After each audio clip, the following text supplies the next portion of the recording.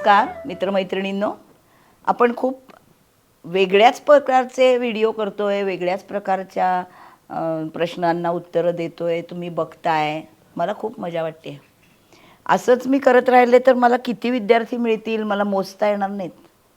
आता मी एक अगदी वेगळ्या प्रकारे प्रश्न विचारणार आहे माझ्या विद्यार्थिनींना आणि प्रश्न विचारताना शिकवणार पण आहे. माझी शिकवण्याची पद्धत अशीच आहे आणि शिकवताना मी प्रश्न विचारला की मी स्पून फीडिंग करणार नाही आहे. त्यामुळे जिला येत नाही आहे तिला मी प्रश्न विचारून उत्तर काढून घेईन. बाकीच्यांनी बोलायचं नाही अजिबात. मध्ये क्लासमध्ये जे आहे तेच इथे आहे. आत्ता जो गुरु गोचरीचा आहे तो मिथुन राशीमध्ये आला परत. 6 डिसेंबरला तो परत मिथुनेत आला. तो 1 जूनपर्यंत मिथुनेत राहणार आहे. हा मिथुनेमधून जाणारा गुरु हा स्वतःच्या राशीकडे बघतो, धनुराशीकडे. त्याच्यामुळे जरी तो बुधाच्या राशीत असला तरी तो बघतो तिथे तो शुभच करतो. गुरु हा शुभग्रह आहे सगळ्यात मोठा. शुभग्रह जिथे असतात तिथे आणि बघतात तिथे सगळीकडे शुभच करतात. पण असं पण दिसतं की एखादा ग्रह त्या कुंडलीचा कारक आहे का, तर तो जास्त शुभ आहे आणि अकारक असेल तर तितकासा शुभ नाही. पण गुरुच्या बाबतीत असं आहे का सांग नंदिनी? जसं गुरु हा कारक ग्रह आहे का तर शुभ आहे का आपण बघतो. पण गुरुच्या बाबतीत असं आहे का की तो अकारक असेल तरी शुभ आहे का अशुभ आहे बघावं लागतं. अकारक कोणाला आहे आणि कारक कोणाला आहे हे सांग. कशावरनं बघतो अकारक असणं आणि कारक असणं?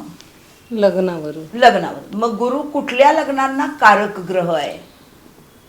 मेष, सिंह आणि धनु. कारण ते मित्र राशी आहेत. अजून आणि कसं कसं ओळखतं? रवी चंद्र मंगळ गुरु हे मित्र आहेत. त्यामुळे गुरु रवी चंद्र मंगळाच्या लग्नांना शुभकारक आहे. रवी चंद्र मंगळाची लग्न कुठली? रवीचं सिंह, चंद्राचं कर्क, मंगळाचं वृश्चिक आणि मेष या चारही लग्नांना आणि गुरुच्या स्वतःच्या लग्नांना धनु आणि मीन या लग्नांना पण गुरु हा कारक ग्रह आहे. मग अकारक कोणाला आहे? मिथुन आणखीन कन्या म्हणजे बुधाच्या बुधाच्या लग्नाला. लग्न. आणि अजून कुठल्या लग्नांना अकारक आहे? मित्र नाहीये गुरु. कुणाचा मित्र नाही? शुक्राचं. म्हणजे कुठल्या लग्नाला? वृषभ आणि तूळ. आणि शनीच्या शनी लग्नाला तो कारक नाही आहे. अकारक पण नाही आणि कारक पण नाही. कारण शनी आणि गुरु यांनी एकमेकांशी मैत्रीच आहे. मैत्री आणि शत्रू त्यातलं काहीच करू शकत नाहीत. दोघंही तुल्यबळ आहेत.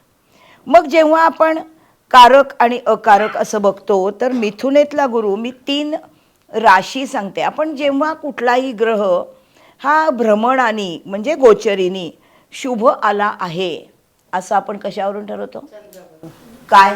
चंद्रापासून तो कितव्या स्थानावर आहे? गुरु कितव्या स्थानावर शुभ आहे? 5, 7, 9. अजून 11. अजून 2, 2, 5, 7, 9, 11 वा गुरु चंद्रापासून शुभच असतो. तसा शुक्र चंद्रापासून किती वेळा शुभ येतो गोचरीचा? 1, 2, 3, 4, 5, 7. 7 नाही, 6 पण 8, 9, 10. 10 पण नाही. शुक्र 10 नाही. 1, 2, 3, 4, 5, 8, 9, 11, 12. 12. हा 12 वर्ष. रवी, मंगळ, शनी हे 3 पापग्रह आहेत. याच्यामध्ये रवी मंगळ हे किती चंद्रापासून कितव्या स्थानी असताना शुभ असतात? 3, 6, 10, 11. याच्या जोडीला कुंडलीमध्ये चंद्रापासून 3, 6, 10, 11 तर शुभ असतातच. त्याशिवाय कुंडलीमध्ये असलेले 3, 6, 8, 10, 11 असलेला शनी पण शुभच असतो. म्हणजे ग्रह असताना पण शुभ असतात, गोचरीने येताना पण शुभ येतात. मग गुरुचा गोचर जेव्हा शुभ असतं, समजा वृषभ रास आहे, मिथुनेचा गुरु हा दुसरा आहे, म्हणजे कशासाठी शुभ आहे? धनस्थान याचं वृषभेचं धनस्थान मिथुन आहे म्हणून तो पैशाच्या दृष्टिकोनातून तो जास्त शुभ आहे. आणि कुटुंब म्हणजे कुटुंबात वाढ होऊ शकते किंवा प्रसरण. म्हणजे अजून अजून कसलं स्थान आहे? द्वितीय स्थान बचत. बचतीचं स्थान आहे आणि इथे हे वाचेचं स्थान आहे. मग ह्या कुंडलीतला गुरु कसा बोलेल? म्हणजे थोडं दुसऱ्याला पॅम्परिंग करणारं बोलेल. गुरु आणि मंगळ एकसारखं बोलतील का? नाही. मंगळ कसं बोलेल? मंगळ अग्रेसिव्ह भांडेल. हार्श बोलेल. मंगळ भांडतो धनस्थानातला. मग धनस्थानातला मंगळ भांडतो तो कुठला अवयव, कुठल्या नक्षत्राचा अवयव? हा जीभ आहे. आणि ते नक्षत्र कुठल्या राशीत आहे? कोणाला येत आहे? बोल. कुठल्या राशीत आहे ते? वृश्चिक रास कुठल्या स्थानातली आहे? मग अष्टम स्थानात ज्येष्ठा नक्षत्र बोलेल कसं? ज्येष्ठा नक्षत्र जिभेवर पडतं म्हणून. हो, पण ते अष्टमात बोलेल कसं? काय दिसेल? अष्टमातला ग्रह हा धनस्थानात बघतो. अष्टमातला ग्रह धनस्थानात बघतो. वृश्चिक रास धनस्थानात ज्येष्ठा नक्षत्र असेल तर वादच नाही, विंचू आहे जिभेवर, हे दिसणार आहे तुम्हाला. आता आपण ज्या प्रत्येक राशीमध्ये नक्षत्र बघतो आणि त्या नक्षत्राचे चरण स्वामी बघतो, तर मला कोणीतरी सांगा मकर राशीमध्ये येणारी नक्षत्र आणि त्या प्रत्येक नक्षत्राचा स्वामी आणि त्या प्रत्येक नक्षत्रातल्या प्रत्येक चरणाचा स्वामी कोण आहे? बोल. पहिलं नक्षत्र उत्तराषाढाचे 3 चरण, त्याच्या स्वामी दुसरं तिसरं मध्ये बोलायचं नाही. मकरे उत्तराषाढा नक्षत्राचे दुसरं तिसरं चौथं 3 चरण येतील. त्याचा स्वामी आहे रवी. दुसरं त्याचा म्हणजे चरणाचा नाही नक्षत्राचा स्वामी रवी. चरणाचा स्वामी चरणाचा स्वामी मकरेचा शनी. त्याच्यानंतर तिसऱ्या चरणाचा स्वामी कुंभेचा शनी आणि चौथ्या चरणाचा स्वामी मीनेचा गुरु. बरोबर. त्याच्यानंतर श्रवण दुसरं नक्षत्र, त्याचे चतुष्पाद नक्षत्र राहील. त्याच्यानंतर त्याचा स्वामी आहे 4 चरणाचा मंगळ. पहिल्या चरणाचा मंगळ मेषेचा मंगळ. दुसऱ्या चरणाचा वृषभेचा शुक्र. तिसऱ्या चरणाचा मिथुनेचा बुध. चौथ्या चरणाचा कर्केचा चंद्र. बरोबर. आणि तिसरं नक्षत्र जे येईल ह्याच्यात ते आहे धनिष्ठा. धनिष्ठाचं नक्षत्र स्वामी मंगळ. धनिष्ठाचा चरण जो येईल रवीचं सिंहेचा रवी. त्याच्यानंतर दुसरं चरण येईल कन्येचा बुध. बरोबर. तिसरं संपलं. त्याच्यानंतर कुंभ. धनिष्ठा नक्षत्राचा स्वामी मंगळ आहे. धनिष्ठा नक्षत्राचा अवयव काय आहे? कान. धनिष्ठाचं बासरी. अवयव अवयव काय धनिष्ठाचा? धनिष्ठाचा अवयव कुणाला माहितीये? धनिष्ठाचा अवयव शिकवलेत? किती वर्ष शिकताय? नो पाठ काय? धनिष्ठाचा अवयव पाठ आहे. कान कोणाचा अवयव आहे? श्रवण. आणि श्रवण नक्षत्राचा स्वामी आहे चंद्र. त्या श्रवण नक्षत्रामध्ये कसली कपॅसिटी असते? काय दाखवतो श्रवण नक्षत्राची व्यक्ती? काय दाखवते सांग? लोकांचं म्हणणं शांतपणे ऐकून घ्यायचं. लिसनिंग कपॅसिटी जी फार रेअर आहे लोकांमध्ये. दुसऱ्याचं ऐकून घ्यायचंच नाहीये कोणाला.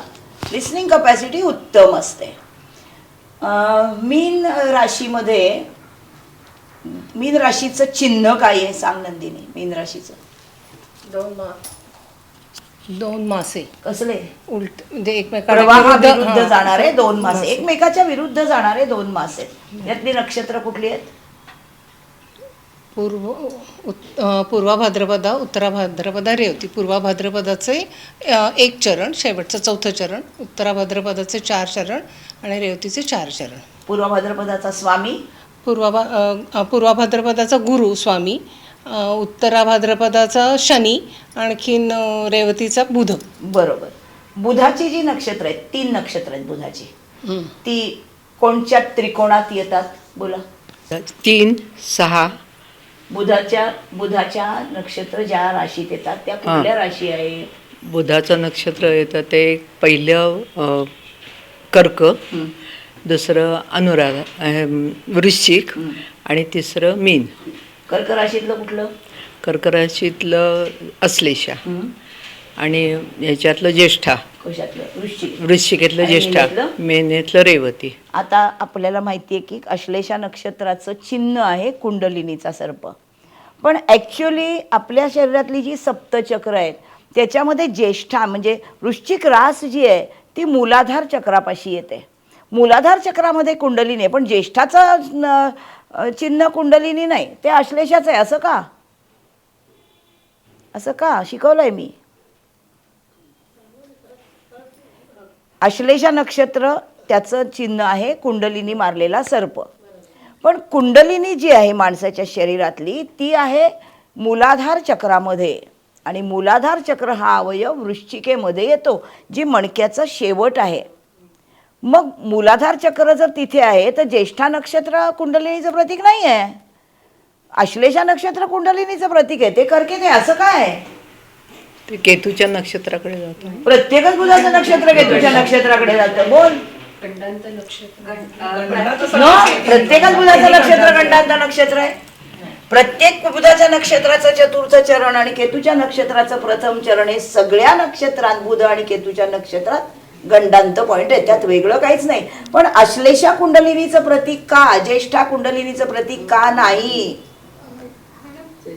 कारण की हे पूर्व गोलार्धात येतं, न रोदित न गोलार्धात. त्याचा काही संबंध नाही, त्याचा काहीच संबंध नाही. खेकड्याचं हे असेल त्याच्याशी काही खेक संबंध? नो चंद्र कर्केमध्ये येतं म्हणून, आणि ते मग काय? चंद्राचं आहे मग काय? मन. मग काय? चंद्र म्हणून मनाचा कारक. हं. मन आणि आत्मा. तिथून कर्क सुरुवात रास होते. ही मनाची रास आहे, तिथून आत्म्याकडे जाणार आहे कुंडलिनी. शिकवलंय, हे शिकवलंय. हो हो हो. का कर्क राशीमध्ये आहे कुंडलिनी? तिथून सुरुवात. अश्लेषा का कुंडलिनी आहे? कारण ही मनाची रास आहे. मनाच्या राशीमधून आत्म्याच्या राशीकडे आपण जातो. आत्म्याच्या राशीची सुरुवात केतूच्या नक्षत्राने आहे, म्हणून इथे कुंडलिनी आहे जी आत्म्याच्या राशीकडे जाते. हे मी शिकवलंय क्लासमध्ये. भाकूट दोष आपण बघितलाय. भाकूट म्हणजे काय सांगितलंय मी, जाता जाता सांगितलंय. भाकूट म्हणजे काय सांगा? भाकूट म्हणजे काय? भाकूट मी दोष नाही विचारलं. भाकूट म्हणजे काय? भाकूट म्हणजे रास, एवढाच अर्थ आहे. भाकूट म्हणजे रास. आता ते भाकूट दोष जे आहेत ते किती प्रकारचे आहेत? 3 प्रकारचे आहेत. भाकूट दोष पहिला तीन कुठला? प्रकारचे आहेत. पहिला कुठला? षडाष्ट. नाही, नाही. द्विद्वादश. त्यानंतर नवपंचम आणि त्यानंतर षडाष्ट. मग जेव्हा तुम्ही भकूट दोष बघितला की तुम्हाला त्या 10 नंबरच्या पानावरती सगळी टेबल दिसलेली असतात. आपण आपल्या मनाने काही करायचं नाही, त्या टेबलमध्ये बघायचं दोष दिसतोय का पाहायचं. आणि जर हा दोष राहिला म्हणजे आहे असं कळलं, 7 नंबरचा दोष हा भकूट दोष आहे, तर त्याचा परिहार कशाने होतो? याचा पण परिहार गुरुच्या दृष्टीने होतो. गुरुची दृष्टी जर सप्तमावर असेल ना कुंडलीमध्ये तर त्याचा परिहार होतो. किंवा नवमांश कुंडलींचे स्वामी मित्र पाहिजेत. आपण मॅच मेकिंग करताना बघतो D1चे लग्नेश मित्र आहेत का, D9चे लग्नेश मित्र आहेत का, आणि D9 मधले चंद्र मित्र आहेत का. हे जर झालं तर मग तो दोष जातो. नाडीपाद वेद कोष्टकामधनं आपण काय बघतो, कोण सांगेल? काय बघतो? नाडी दोषाचा जर म्हणजे कुंडली मिलन करताना नाडी दोष येत असेल, एक नाड दोष, तो तर कुठल्या- तो कसा नाडीपाद दिसतो? कसा दिसतो कुंडलीत आहे हा दोष, नाडीचा दोष आहे, हे कशावरनं कळतं? चांदणी त्याच्यावर. नाही. एक नाड आद्य कशावरून? गुणांच्या खाली काय आकडा येतो एक नाडीला? 8. 8 आकडा येतो. हं. मॅच मेकिंग किती करून घेतली आहेत? शेकड्यांनी करून घेतली आहेत. अनुमान धक्क्याने मारता. बघा काय नंबरचा दोष लिहिलाय? 8. जेव्हा नृदूर दोष असतो म्हणजे काय? पहिला आहे नृदूर दोष, पहिला आहे. द्विर्द्वादशक आहे. नृदूर म्हणजे राशींचं द्विर्द्वादशक. आता मला ओळीनी सांगा 1 ते 12 राशींमध्ये पहिल्या म्हणजे पहिल्या 6 राशींमध्ये कुठल्या 2 राशी एकमेकाशी पटत नाही, पुढच्या 6 राशीत कुठल्या 2 राशी एकमेकाशी पटत नाही. बोल, पहिल्या 6 राशीत कुठल्या राशींचं एकमेकांशी पटत नाही? बोल शोभा. मित्र राशी असतील तर पटतं. मला थिअरी नकोय, उदाहरण हवंय. तर एक पहिल्या 6 राशी हां. एक आणि मेष आणि वृषभ. वृषभ, हां. यांचं काय? यांचं नाही पटत. का नाही पटत? एक बोलायचं नाही अजिबात. एकमेकांचे त्यांचे राशी स्वामी एकमेकांचे शत्रू आहेत. म्हणजे काय? म्हणजे मंगळ आणि शुक्र. मेषेचा मंगळ आणि आणि वृषभेचा वृषभेचा शुक्र शुक्र यांच्यात शत्रुत्व आहे, म्हणून यांचं एकमेकांशी पटत पटत नाही. असं पूर्ण वाक्यात पुढचं सांग. मग नंतर 2 आणि 3 हा? तर हे मित्र आहेत. 2 आणि 3 कसे मित्र आहेत? 2 वृषभेचा मग शुक्र. वृषभ आणि मिथुन म्हण ना. हा, वृषभेचा शुक्र आणि मिथुनेचा बुध हे हे मित्र आहेत, एकमेकांचे म्हणून मित्र आहेत, त्यांचं म्हणून पटतं. त्यांचं पटतं. पुढे? पुढे 3 आणि 4 म्हणजे मिथुन आणि कर्क म्हणजे चंद्र यांचं दोघांचं पटत नाही, म्हणून हे पण कारण हे एकमेकांचे शत्रू आहेत. हा. बरोबर. आणि 4 आणि 5 म्हणजे? हे चंद्र आणि रवी हा. हे दोघं कर्क आणि सिंह सिंह, हा, हे दोघं मित्र आहेत, म्हणून यांचे या राशींचं पटतं. पटतं. पुढे सिंह आणि कन्या. सिंह आणि कन्या म्हणजे रवी आणि बुध हे मित्र आहेत, म्हणून नाही. बुध बुध बुधाला हा रवी शत्रू मानतो. का हा. मानतो सांग? कारण तो यांचा अनौरस पुत्र आहे. मग अनवरस रवीचं काय बिघडलं? गुरुचा रवीचं काय बिघडलं अनवरस असला बुध म्हणून? रवी हा आत्म्याचा कारक आहे, त्याला खोटेपणा आवडत नाही, म्हणून बुध त्याला आवडत नाही. किती वेळा सांगितलंय सांग? आज परीक्षा झाली तुमची सगळ्यांची. पुढच्या 6 राशी बोला, आठवले बाई. कन्येचं स्वामी कन्याच हा. ना, कन्येचं स्वामी बुध, तुळेचं शुक्र हा. हे दोघं मित्र आहेत. हा. हां. पुढे? पुढे 7 आणि 8. हा. हां, तो तुळेचा शुक्र, वृश्चिकेचा मंगळ, म्हणून ते पटत नाहीत, दोन्ही शत्रू आहेत म्हणून. आणि 9 आणि 10. हा? मधलं खाल्लं? 8 आणि 9. 8 आणि 9 तर 8 म्हणजे मंगळ झाला. 8 म्हणजे वृश्चिकेचा मंगळ, 9 म्हणजे वृश्चिकेचा धनुचा मंगळ, गुरु. यांच्यामध्ये मैत्री आहे. हा. म्हणून पुढे? ते पटतं. हा. आणि नंतर मग 9 आणि 10 हे गुरु, हे सम आहेत ना, गुरु आणि धनुचा गुरु आणि मकरेचा शनी यांच्यामध्ये शत्रुत्व नाही. नाही. पुढे 10 आणि 11 हे दोन्ही शनीचेच आहेत. म्हणजे- मकरेचा शनी म्हणजे म्हणजे शत्रुत्वाचा हा प्रश्नच पृथ्वी तत्व नाही. आणि हा. वायू तत्व असं होतं तो. हां. आणि पुढे 11 आणि 12 तुम्ही काय म्हणाला? पृथ्वी तत्व आणि त्याचा काय संबंध? त्याचा काय संबंध? काही नाही, संबंध मी नाहीये आपली माहिती त्याचा. सांगितली. दोन्ही लक्षात राशींचा स्वामी आली ते. एक एवढाच संबंध आहे. पृथ्वी तत्व वायू तत्व हा संबंध मॅच मेकिंग मध्ये येत नाही. हं. आणि नंतर मग 11 आणि 12 हा. 11 हा कुंभेचा शनी आणि मीन हा गुरु. मीनेचा गुरु. गुरु. त्यांच्यामध्ये रायवलरी हा. नाहीये, मित्रही नाहीये, पण मित्रही नाही. यांचं जमतं. म्हणजे 12 राशींमध्ये जोड्या जमतात. ज्या जोडीचं जमत नाही त्याला द्विर्द्वादशक असं आपण म्हणतो. मग जेव्हा आता मला असं थोडं कंपॅरिझननी सांगा, कोण सांगेल? मेधा सांग मला.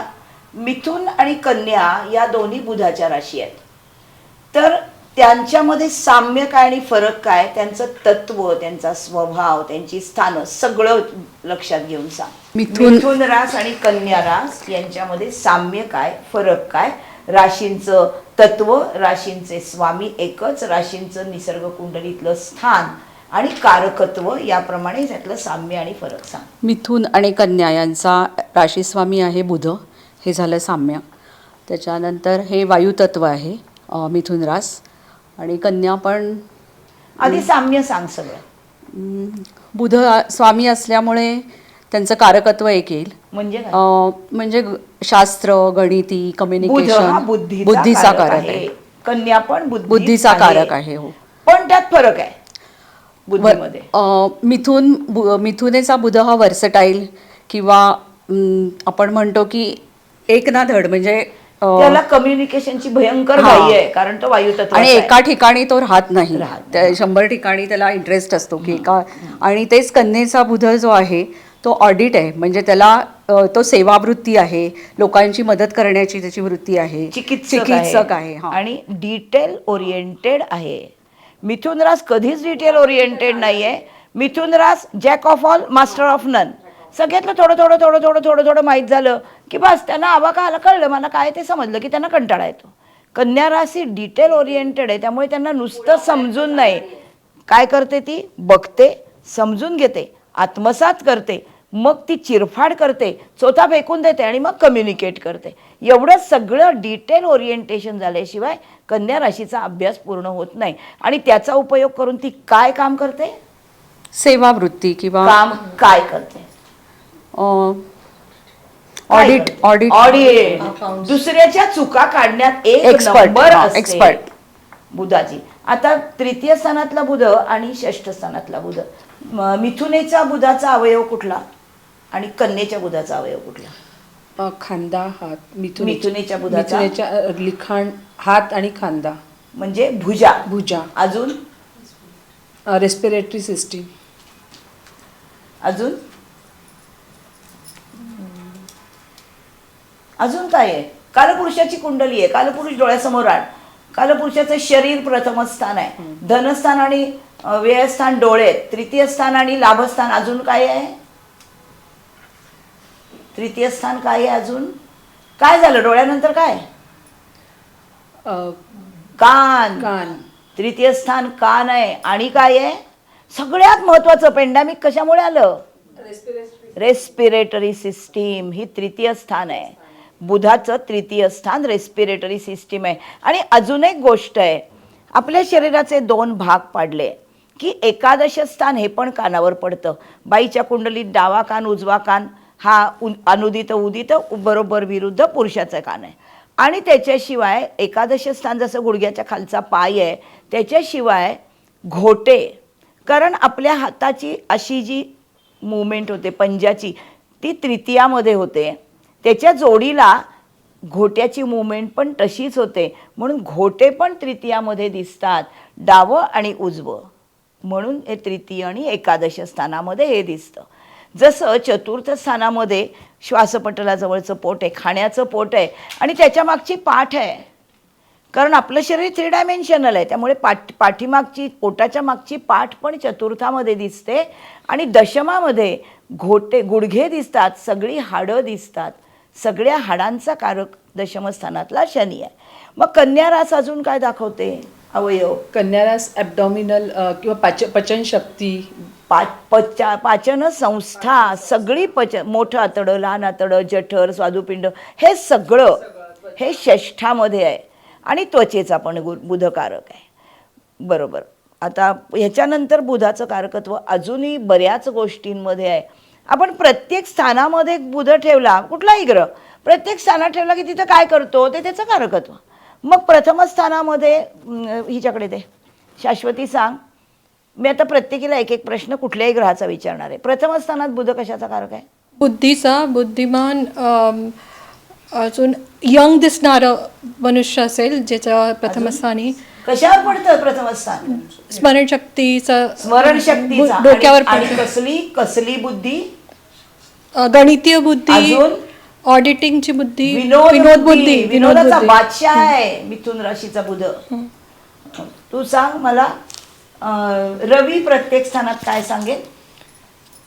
रवी प्रथम स्थानामध्ये, प्रथम स्थानात सांग पहिला फक्त. प्रथम स्थानातला रवी डोकं म्हणजे स्ट्रॉंग हेड माणसं असतात, थोडी राजासारखं हे.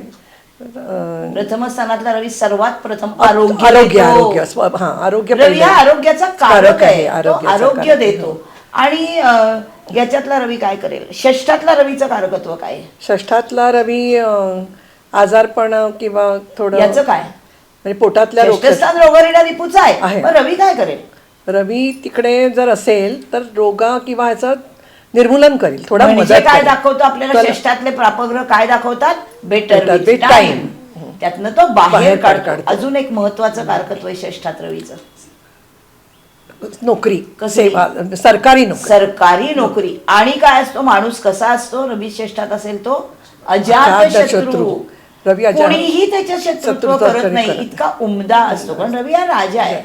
पुढचं तिच्याकडे दे, अलकाकडे. अलका मला सांग, मंगळ चतुर्थामध्ये कशाचा कारक आहे? जमिनीचा कारक आहे, रिअल इस्टेटचा कारक आहे, आणि कसा स्वभाव आहे त्याचा? भांडखोर, घरामध्ये घरामध्ये भांडणं कलह लावणारा करणारा, आहे. घरात कलह करणारा. करणारा आहे. मेधाकडे दे. गुरु जर पंचमात असेल तर एकटा असेल तर तो काय करेल? गुरुचं पंचमस्थान हे कारकस्थान आहे, पण तरीही कारकात नाशा भवा म्हणजे कारकोद भावा नाशः. तर त्यामुळे तो शुभ परिणाम नाही देणार. पण जर त्याच्यावर पापग्रहाची दृष्टी असेल तर त्याचे परिणाम शुभ शुभ मिळतात. म्हणजे काय? म्हणजे तिथे आता अपत्याचा कारक, इन्व्हेस्टमेंटचा कारक, फायनान्सचा कारक, तर हे जे पंचमस्थानाचे जेव्हा शुभग्रह, गुरु हा शुभग्रह पंचमाचा कारक आहे आणि तो एकटा असतो, तेव्हा जरी पापग्रह बघेल तरी संघर्ष केल्याशिवाय चांगले परिणाम देत नाही. एकटा असल्यामुळे एकटा असल्यामुळे तो संघर्षाशिवाय चांगले परिणाम देत नाही. पंचमाचा अजून कोण कारक आहे? पंचमाचा रवी, का? त्याच्या रवी कला, सगळ्या नंतर क्रिएटिव्हिटी. अतिविशिष्ट कारक आहे कलांसाठी आणि तो स्वामी आहे पंचमाचा. शुक्र प्रणय प्रणयाचा कारक आहे. अपत्य, अजून त्याच्यानंतर अपत्य नाही, प्रणयाचा अजून बुध. प्रणय अजून काय करतो? शुक्र एकमेकींनी बोलायचं नाही, कलांचा कारक आहे. आणखीन शुक्र काय आहे? पैसा, कॅश आहे. कॅश इन्व्हेस्टमेंट असतात. नंदिनी सांग, एकादशामध्ये कोण कोण कारक आहेत? एकादशात सगळे ग्रह कारक आहेत. काय काय करतात? कारण ते लाभस्थान आहे म्हणून. त्याचे लाभस्थान कसलं स्थान आहे? त्रिषड आहे पण आहे आणि लाभस्थान उपचय उपचय आहे. स्थान आहे. हा, मग तिथे पापग्रह काय करतात? Better with time, time. त्यामुळे संघर्षातून फळ फळ मिळतं. मिळणं. आणि शुभग्रह काय करतात? चांगलंच करतात, लाभच लाभ देतात. कुठले शुभग्रह काय करतात लाभात? शुक्र पंचमावर बघतो म्हणून तिथं लाभ मैत्रिणी जास्त असतात. हा, म्हणजे पुरुषाच्या कुंडलीत असेल तर मैत्रिणी, बाईच्या कुंडलीत असेल तर मित्र जास्त असतात. हा. गुरु असेल तर त्याची पंचमावर दृष्टी असते, सप्तमावर दृष्टी, आणखीन तृतीयावर दृष्टी. त्यांनी काय करतो? त्यामुळं इन्व्हेस्टमेंट वाढू अजून शकतात. लाभात काय करतो? प्रसरण म्हणजे काय? कशाचं? खूप मोठ्या संस्थात आणखीन नाही, त्याच्यात खूप मोठा मित्र परिवार. रवी मोठ्या संस्थांमध्ये मित्र परिवार दाखवतो. गुरु जनरलच खूप मोठा मित्र परिवार देतो. आणि अजून बुध काय करतो? बुधाची पण दृष्टी सप्तमावर पंचमावर आहे, त्यामुळं तो कलांचा पण कारक आहे. म्हणजे शास्त्र, आणखीन कला, आणखीन इन्व्हेस्टमेंट. कशाची? शेअर मार्केटची, स्टॉकची. आणि काय करतो पंचमात? पंचमात काहीतरी करतो ना आधी, मग बघतो तिथे करतो. पंचमात काय दाखवतो? प्रणय पण नाही, बुद्धिमान मित्र परिवार. बुद्धिमान. येऱ्या गबाळ्याची मैत्री होत नाही, बुद्धिमान असल्याशिवाय होत नाही. चंद्र काय दाखवतो? मैत्रिणी जास्त दाखवत असेल. नाही, पण जीवश्च कंठश्च मित्र असतात, आयुष्यभर साथ देणारे मित्र असतात चंद्र बघेल तर. आणि पंचमाकडे बघणारा चंद्र क्रिएटिव्ह बनवतो माणसाला, पण चंद्र हा क्रिएटिव्हिटीचा कारक आहे. शुक्र पण क्रिएटिव्ह बनवतो, पण शुक्र हा क्रिएटिव्हिटीचा कारक आहे. म्हणजे प्रत्येक ग्रहाचं वेगळं वेगळं कारकत्व वेगळ्या वेगळ्या स्थानात अनेक वेगळी दिसतात. खूप गोष्टी प्रत्येक ग्रह दाखवत असतो, त्या सगळ्या सांगता आल्या पाहिजेत. तुम्हाला मी राजयोग शिकवले. म्हणजे राजयोग म्हणजे काय तर ग्रहाची स्थिती असते कुंडलीमध्ये. आणि आपण असं बघितलंय की कुठलाही ग्रह जेव्हा 10 ते 20 अंशामध्ये असतो तेव्हा तो कोणत्याही राशीत असो, सम असो विषम असो, तो संपूर्ण फळ देतो, कारण तो युवावस्थेत असतो. मग त्याचं फळ तो देतो. तर ग्रह कशा प्रकारे कसलं फळ देतात ते सांग पुष्पा. कसलं फळ देतात ग्रह? ग्रह पहिलं ज्या स्थानात आहे त्याचं फळ देतो. ग्रह पहिलं स्वतःच्या स्वभावाप्रमाणे ज्या स्थानात आहे त्याचं. गेलीयस आणि तिथे एखादी बाई स्वयंपाक करते, तुझी मैत्रीण आहे, आणि ती काहीतरी करताना तुला दिसते, ती पुरणाची पोळी करते, तू म्हणते बाजूला अशी नाही, मी सांगते तुला, कारण तुला ती चांगली येते. म्हणजे तू पहिलं तिथे जाते की नाही, तुझा स्वभाव आहे की नाही, तो स्वभावाप्रमाणे. पहिला स्वभावाप्रमाणे फळ देतो. नंतर तो ज्या राशीत आहे त्या राशीच्या स्वभावाप्रमाणे. नंतर तो स्थानात आहे त्याच्याप्रमाणे म्हणजे त्यातल्या ज्या गोष्टी आहेत तो वयाने आणि ह्याच्याने तिथे मॅच होतो त्याच्याप्रमाणे. म्हणजे आता मला असं सांग, समजा एखाद्या माणसाच्या पंचमामध्ये शनी आहे आणि दुसऱ्या माणसाच्या पंचमामध्ये चंद्र आहे, तर याच्यामध्ये काय फरक आहे? हा जो शनी आहे, पंचम स्थान हे मुख्यत्वे प्रणयाचं पण स्थान आहे.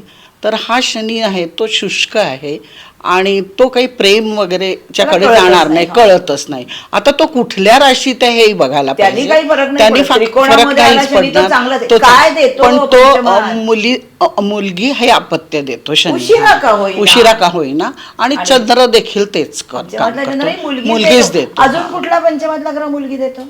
अजून शुक्र देतो मुलगी. बरोबर. हा. म्हणजे पंचमामध्ये शुभग्रह असले तर तर चांगलं आहेच. आहेच. पण पंचमातला शनी माणसाला कधी निराश करत नाही. नाही. उशिरा का होईना मूल देतो आणि ते स्त्री अपत्य असतं.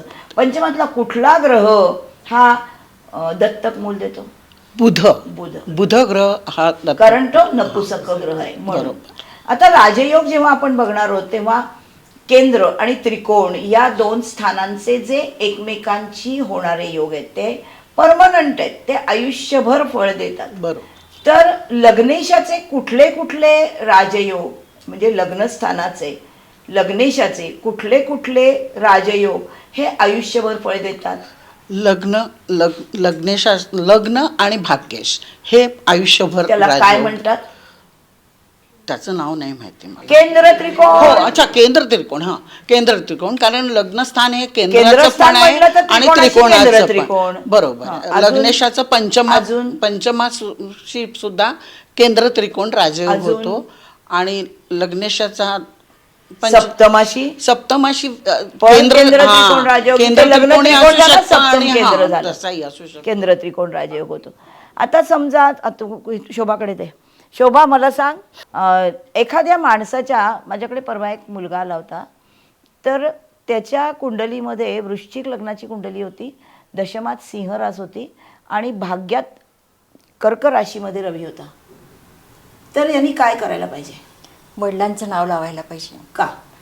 कारण की त्याचा भाग्येश हे दशमेश भाग्यात आहे. कोण आहे तो? तो रवी आहे. रवीचं कारकत्व काय आहे?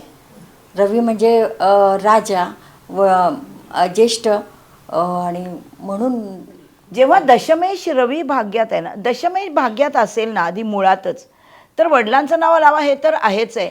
पण जेव्हा रवी आहे ना तेव्हा वडिलांचंच काम पुढे नेतो. गुरु आहे तेव्हा वडिलांचं काम, कारण गुरु भाग्येश आहे निसर्ग कुंडलीचा. आणि जेव्हा दशमेश रवीच आहे आणि तो भाग्यात आला आहे आणि रवी दशमाचा कारक आहे, जसा गुरु भाग्याचा कारक आहे तसा रवी दशमाचा कारक आहे. त्यामुळे दशमेश रवी भाग्यात आला की वडिलांचंच काम पुढे नेतो. नाव तर ठेवाच, लावाच, शिवाय वडिलांचं काम पुढे नेते व्यक्ती. गुरु असला तरी वडिलांचंच काम पुढे नेते, कारण गुरु भाग्याचा कारक आहे.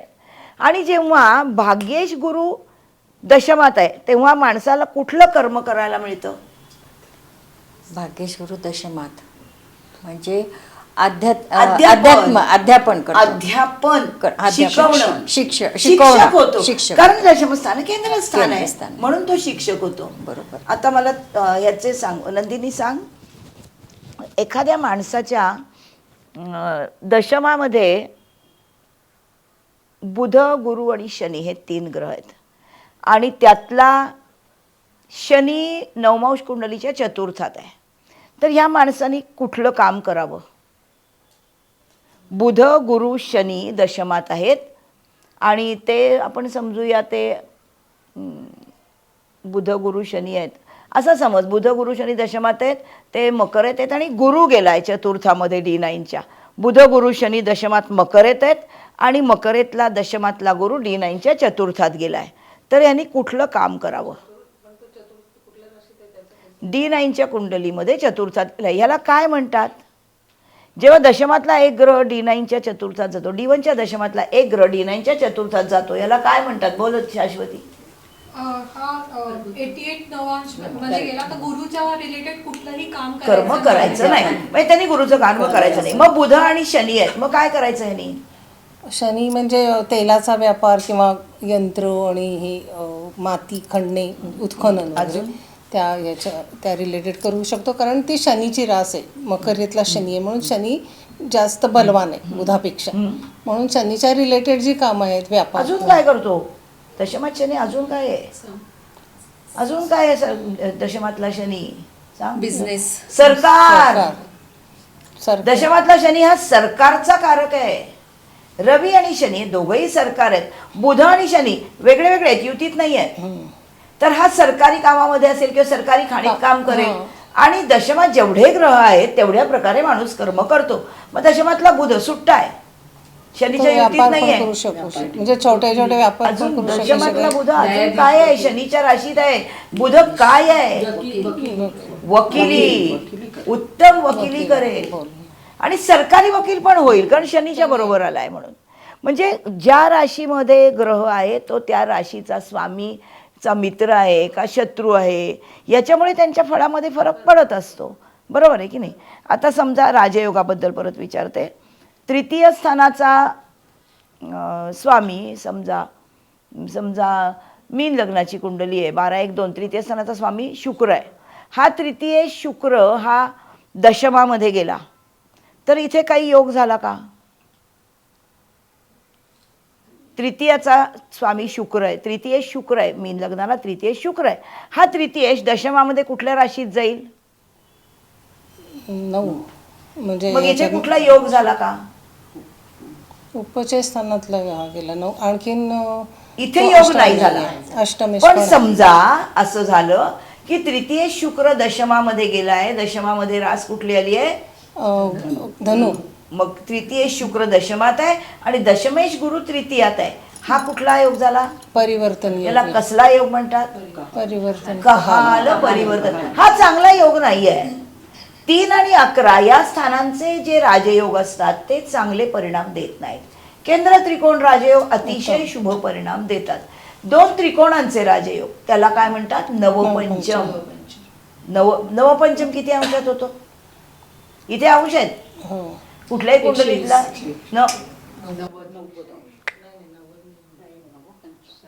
शिकवलंय उजव्या पानावर खाली दिलेल्या चौकोनातलं नाही. 112 ते 128 शिकवलंय ना.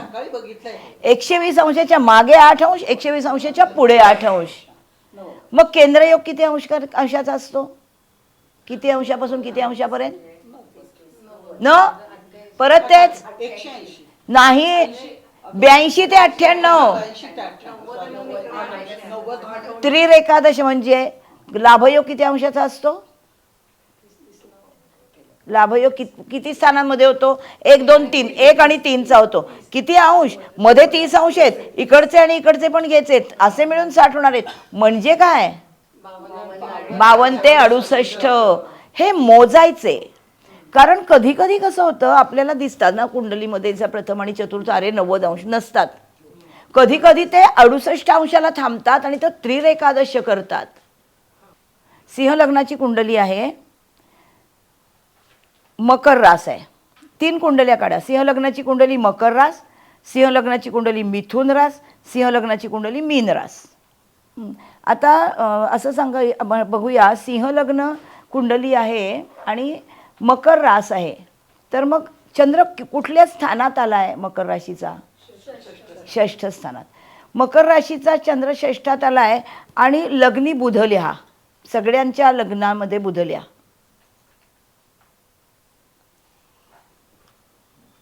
सिंहलग्नी बुध लिहा. मुळात सिंहलग्नी असलेला बुध हा पूर्व दिशेला म्हणजे रवी तिथे असण्याची शक्यता जास्त, त्यामुळे हा उत्तम आहे. बुधादित्य योग करणारा सारखा आहे, उत्तम आहे, उत्तम बुद्धिमत्ता आहे. आणि इथे जेव्हा सिंह राशीमध्ये रवी असेल आणि लग्नी बुध आहे तर या मकर राशीला काय फळ मिळेल? सिंह लग्न मकर रास आणि लग्नी बुध आहे, तर मकर राशीसाठी काय फळ मिळू शकतं? कसं काढू शकतो आपण? कसं काढतो फळ? कसं मिळेल? मकर रास कुठे आली? सिंह लग्नाच्या कुंडलीमध्ये. हां, आणि बुध लग्नी आलेला आहे. मग बुधाची दृष्टी पडते का मकर राशी? म्हणजे हा बुध या मकर राशीला काही करणार नाही आहे. हा कशावरती परिणाम करणार आहे? कुंभ राशीवर. कारण बुधाला फक्त एकच दृष्टी 7वी. हा मकर राशीवर परिणाम करणार नाही, हा कुंभ राशीवर परिणाम करेल. लग्नी असलेला बुध सप्तमाकडे बघतो तर काय करतो? सप्तमामध्ये बुद्धिमान जोडीदार मिळतो. आता दुसरी जी आहे सिंह लग्न मिथुन रास आहे, सिंह लग्न मिथुन रास आहे आणि लग्नी बुध आहे. इथं काय रिलेशन झालंय? लाभेश पण मिथुन राशीतला स्वामी स्वामी आहे, त्यामुळे हा लाभेश म्हणजे कसला योग झालाय असू शकतो? लाभयोग. लाभयोग झाला. लग्नेशाशी मिथुनेचा बुध हा लाभयोग करतोय. मग पुढचं आहे मीन लग्न, मीन रास आहे, त्याच्यामध्ये पण लग्नी बुध आहे. तर मीन राशी सिंह लग्नी बुध असलेला मीन रास कुठे आली? सिंह लग्नाला मग अष्टमामध्ये आली मीन रास आणि लग्नी बुध आहे, तर ह्याचा अष्टमाशी काही संबंध येतो का? नाही, काही करणार नाही तो त्याला. आता हा लग्नी बुध खोडा, त्याच्याऐवजी लग्नी शुक्र लिहा. सगळ्या लग्नांमध्ये सिंह लग्नी शुक्र लिहा. आणि चंद्र मकर येत आहे, तर लग्नी असलेल्या शुक्राचा, सिंह लग्नी असलेल्या शुक्राचा मकर राशीशी काही संबंध आहे का? हा शुक्र कुठे बघतो? सप्तमाकडे बघतो, फक्त कुंभ राशीकडे बघतो, मकर राशीकडे हा बघत नाही. पण समजा भरपूर नंतर घेते तो प्रश्न, पुढे घ्या. आता मीन रास घ्या, सिंह लग्न मीन रास, त्याच्यामध्ये समजा लग्नी रवी आला, लग्नी रवी आहे सिंह राशीमध्ये आणि मीन रास आहे, आणखीन धनुरास आहे, अजून एक धनुराशीत पण चंद्र लिहा. 2 वेळेला चंद्र येतं, चौकोन करायचं म्हणजे हा एकदा आणि तो एकदा असं समजतं. तर सिंह लग्नी मीन राशीमध्ये चंद्र आणि धनुराशीमध्ये चंद्र, याच्यामध्ये लग्नी रवी कुणाकडे बघेल का? नाही. आता लग्नी गुरु आला, रवी नाही बुध नाही, आता लग्नी गुरु आला, शुक्र नाही, लग्नी गुरु आला, चंद्रावर बघेल. आणि हा कोण आहे? जेव्हा मीन रास आहे तेव्हा हा कोण आहे? पंचमेश, अष्टमेश आहे. मग सिंह लग्नाच्या कुंडलीमध्ये पंचमेश आणि अष्टमेश गुरु हा काय आहे? राजयोग कारक आहे. अजून मेधा सांग, कुठल्या कुंडलीमध्ये अजून अष्टमेश राजयोग कारक होतो? जो लग्नेश असेल तो. कुठल्या लग्नाच्या कुंडलीमध्ये अष्टमेश राजयोग कारक होतो? न राजयोग कारक होतो. हा सांग तू. कुंभ लग्न आणि कुंभ लग्नाला कोण? शनी. नो, कुंभ लग्नाला शनी अष्टमेश कसा होईल? बुध अष्टमेश राजयोग. म्हणजे मिथुन लग्नाला अष्टमेश शनी आणि कुंभ लग्नाला अष्टमेश गुरु हा राजयोग कारक होतो. हा अपवाद आहे राजयोग कारक पंचमेश. आणि मग आता मला हे सांगा, बाधकेश कशाला म्हणतात? सांग शाश्वती, बोल. बाधकेश म्हणजे काय? बाधकेश सप्तमाचा नाही माहिती.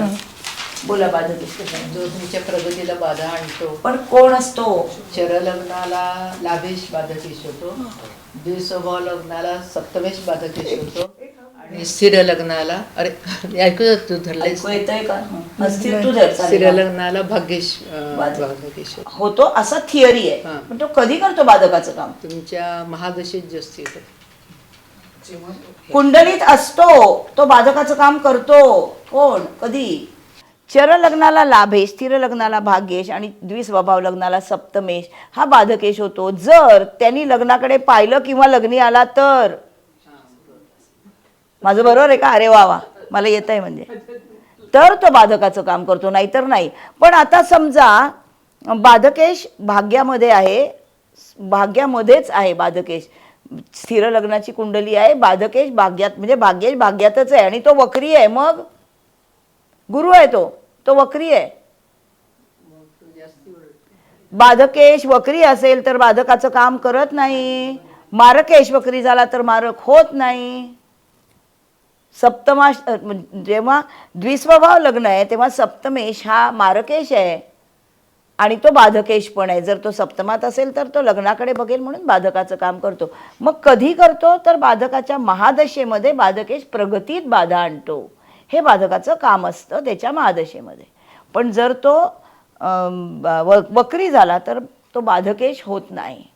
वक्री रवीपासून कितवे गुरु शनी मंगळ वक्री होतात? 5, 6, 7, 9 सांगितलं.